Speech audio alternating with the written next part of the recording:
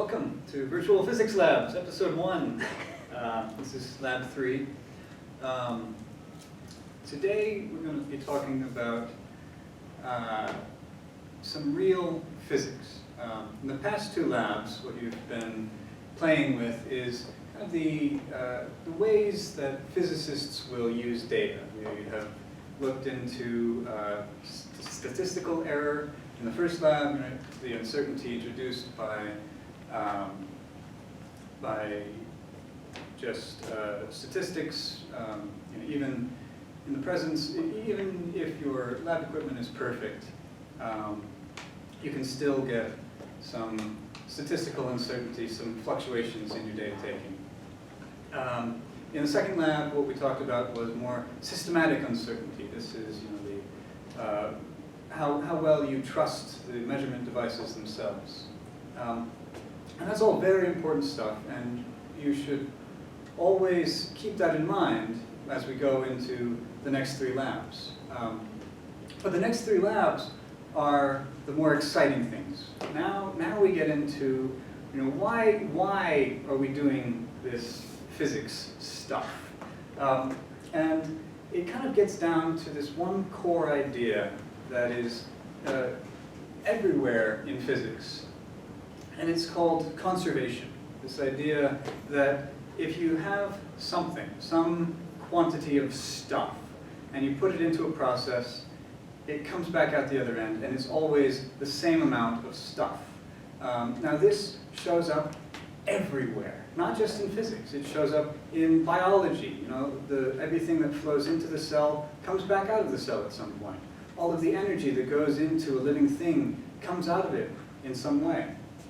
Chemistry, all of the things that go into a reaction, all of the atoms, all of the energy that goes into the reaction, maybe it's stored in the bonds, it comes out of the reaction eventually. We also have mechanical engineering. If you're ever studying flows of fluid, all of that math, all of those equations they don't just come from, they are the conservation of energy and momentum. And so that's what we're going to start studying in the next 3 labs. This lab in particular will be about the conservation of energy and momentum. Now, you've probably heard that energy is always conserved, momentum is always conserved, and maybe you understand it perfectly. I have a pretty good understanding of it, but I will tell you that no human on Earth actually believes the conservation of energy and momentum for one very simple reason. Things stop moving, right? In this world that we live in this environment that we have, we don't see conservation. Things don't keep moving in a straight line as far as they go because there's some weird, mysterious force that stops them from moving. So in this lab, what we've tried to do is create a setting where we can observe motion that is almost totally conservative. And the amount of non-conservation, the amount of energy dissipation can be accounted for. And so what we're going to try and do is give you more of an intuition for what we mean when we say conservation of energy and momentum. So a couple of notes before you fill out the post labs. I've noticed several common mistakes that people are making. And these are just things to keep in mind as you work on the math, not just in the labs, but also in your problem solving. So the first thing is units. A number means nothing if you don't have units attached to it. What I mean by this is, for the second lab, you could say you measured G to 9.7. 9.7 what? I can't tell you, I can't, understand what you're talking about unless you tell me that you're measuring 9.8, 9.7 meters per second squared. And you could have measured 9.7 centimeters per second squared, and that would be way off. So just something to keep in mind as you do all of the math out is that units remain glued to the numbers that they're on. Right? If I have some measurement that's 10 meters and I square that, I get 100 meters squared. I square the unit and I square the number at the same time. The unit follows the number wherever it goes. And this is an incredibly useful tool. This is one of the most useful tools in all of math and science. Is dimensional analysis, is what it's called.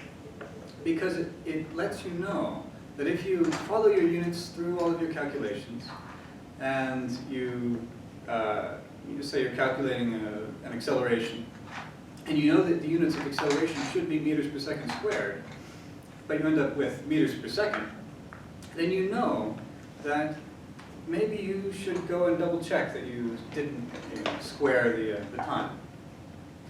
So these are just things to take into account. Units are your friends.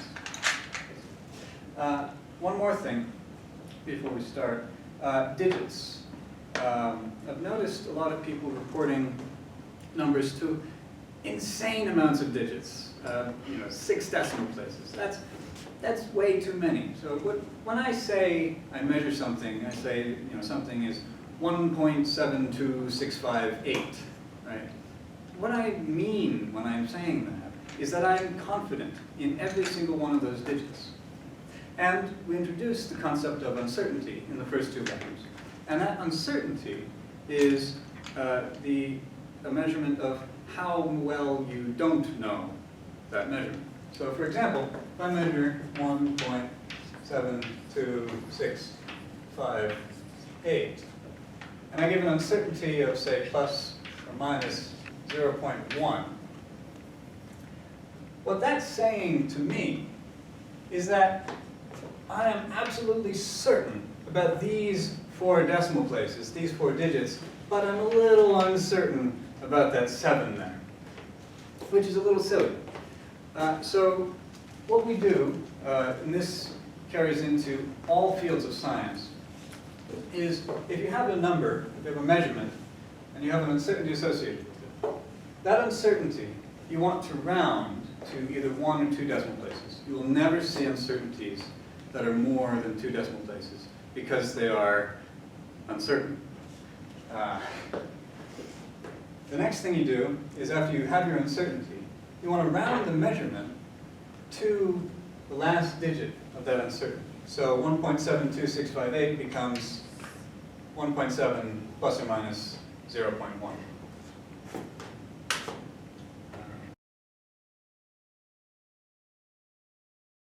We have are these carts on these tracks. Now this is a very simple way to eliminate as much friction as we can, as much dissipation as we can from our experimentation. But notice, as I shoot this cart along this track, it does indeed slow down.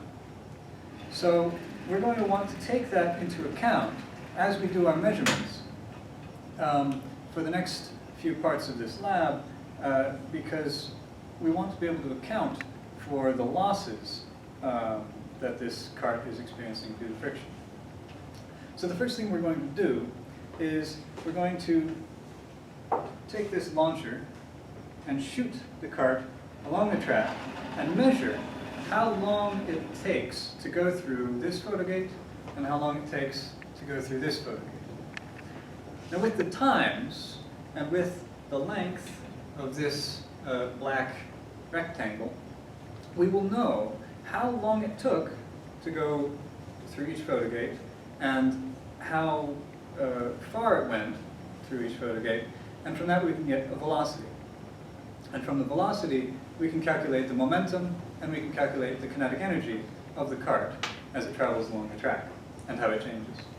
After we have the velocity of the cart, we can calculate the kinetic energy and the momentum of the cart and as it travels along the track and how it changes.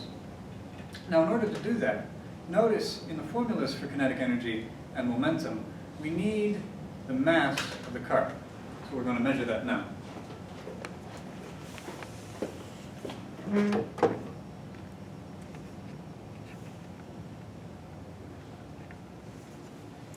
to make sure that the scale is measuring in grams, units.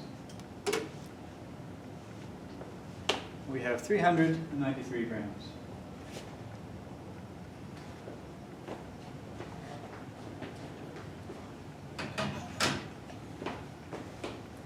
And now we can launch the track.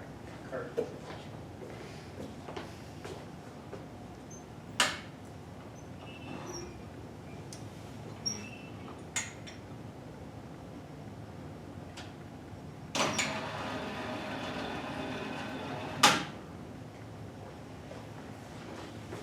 We're going to write down our times, 0.195 seconds. And 0.2195. 0.2195. And again.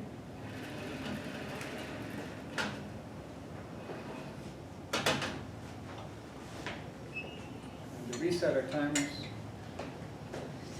launch the cart along the track and see how the speed changes as it goes along the track.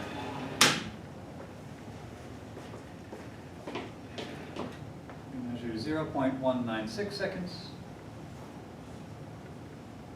and 0.2214. 0.2214. So now that we have a measure of how much energy is lost by a single cart going along the track, what we're going to do now is measure how much energy is lost during a collision between one cart and another as it goes along the track.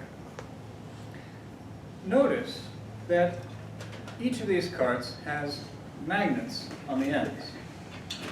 Now these magnets are set up so that they will repel each other as the carts collide with each other.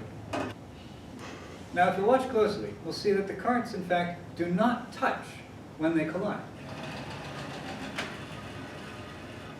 This lack of a physical collision is what allows us to assume that this collision is in fact elastic.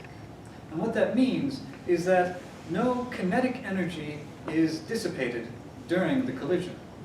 If, say, we had it set up so that the carts collided with each other, we'd hear the smack.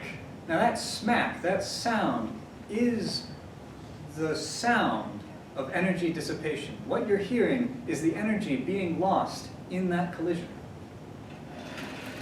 So, for this first part, we'll have it in the orientation where we are not losing any energy during the collision, and we will see how the energy of the cart changes as it goes into this photo gate and this cart comes out of this photo gate.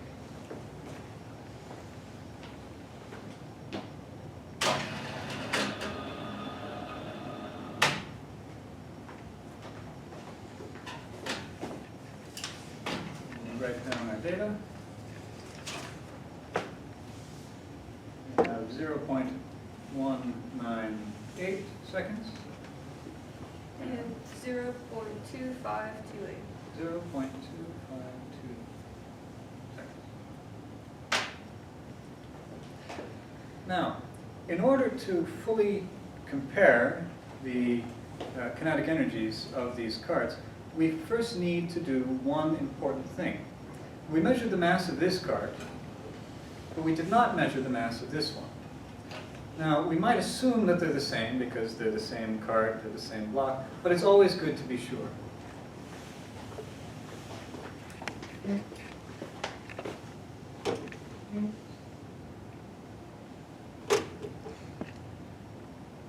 So we're measuring 384 grams.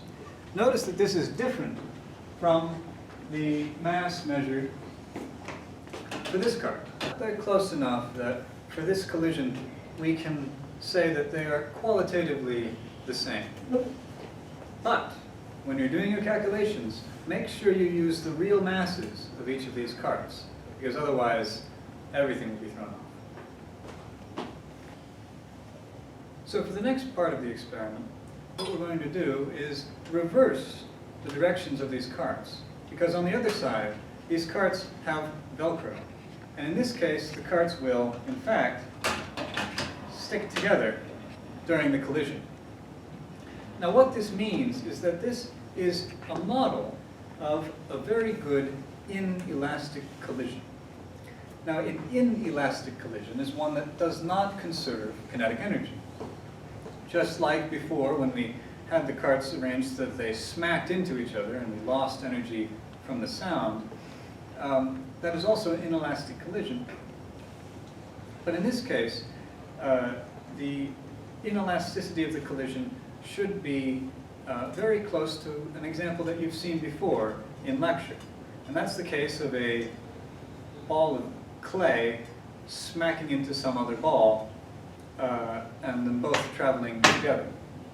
This is a very common model for the inelastic collision and allows us to really compensate well for the amount of energy that's going into the system and the amount that's coming out.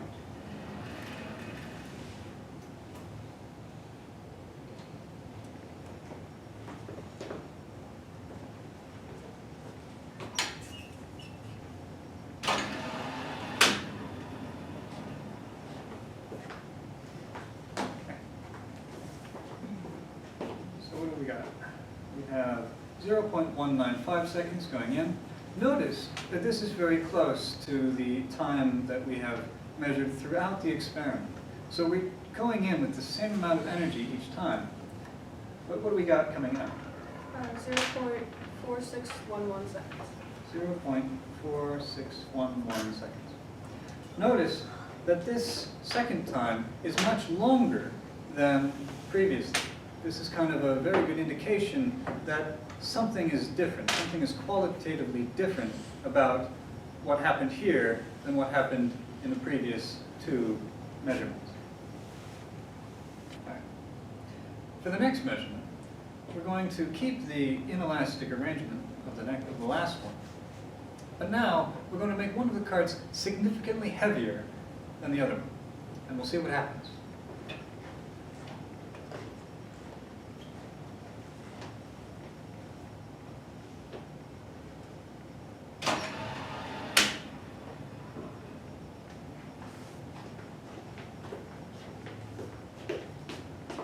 We have 0.195 seconds. And 0.6810 seconds. 0.6810 seconds.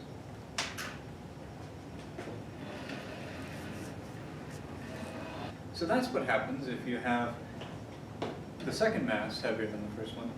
Now the natural question is to ask, what happens when the first mass is heavier than the second one?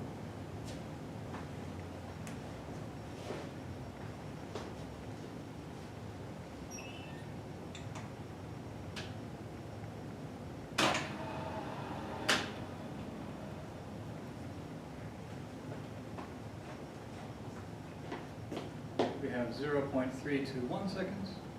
Notice that this is much larger than we've measured before, and that's solely due to the extra mass on this card. 0.8816 seconds. 0.8816 seconds.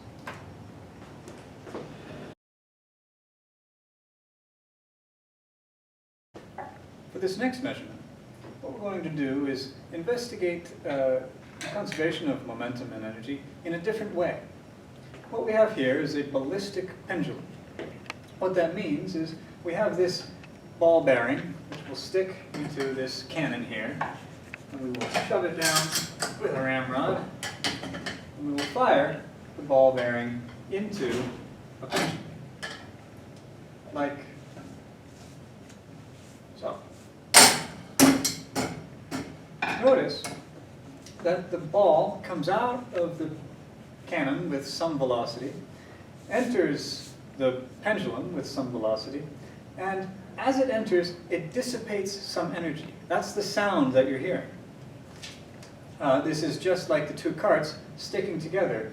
When the ball enters the pendulum and sticks into it, and some energy is lost. And then the ball and the pendulum both go up and rise to some height and then fall back down. Now the height can be measured by this angle indicator here. Okay? So what does this mean? When we shoot the ball into the pendulum, we've said that energy is lost. But notice that momentum is not. Momentum is always conserved.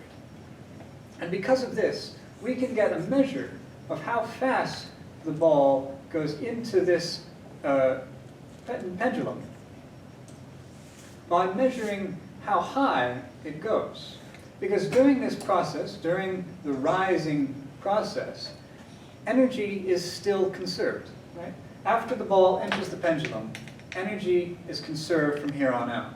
And that means that as the kinetic energy decreases, as the pendulum rises, the potential energy will increase.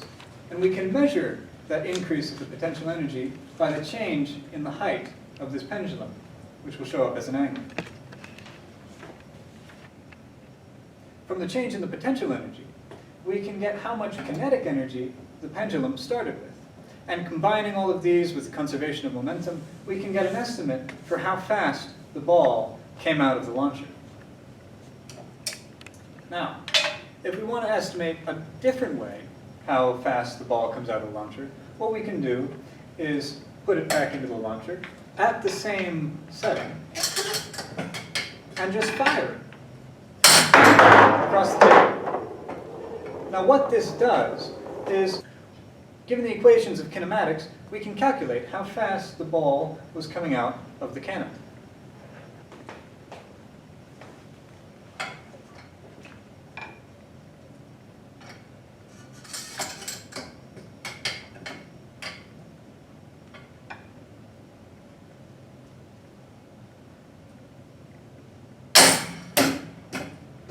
So that's at 60 degrees. 60 degrees. So from the height of that pendulum, we have calculated a velocity that we're expecting this ball to come out of the cannon with. And from that, we've made a guess of where it will land on the table. We're going to see how correct we are.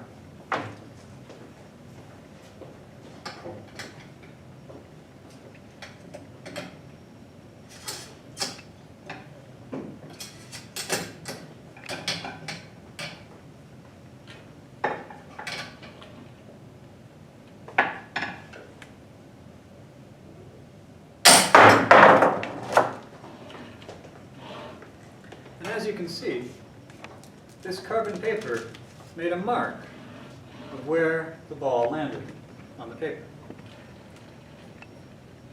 We're going to measure the distance from the cannon to this, and that will tell us how fast the ball came out of the cannon.